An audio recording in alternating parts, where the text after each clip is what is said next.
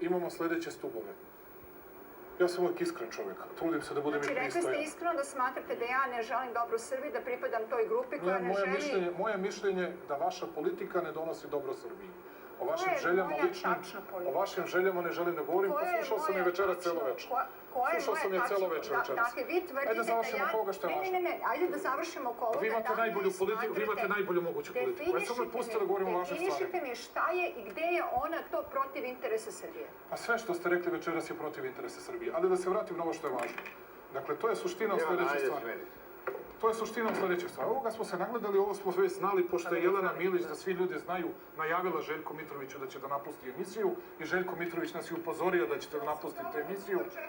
Rekli ste Željku Mitroviću da ćete da napustite emisiju i to smo već sve znali. Dakle, suština je u rastu, da se zasniva, tako da nije ništa bio razlog u emisiji, stvarno, kao što znate. nije bilo ovo je bila priča gore kada smo... Jer je već najavila Željko Mitroviću da će da napusti emisiju zbog Pinkovog ponašanja. Vratite se, Jelena, imamo još 10 minuta. Nemojte da se vraćate da mogu tamo nešto da završim što je važno za ekonomiju. Dakle, znamo mi da ste vi ovo isplanirali, da su šefovi rekli da napustite, tako da nije nikakav problem.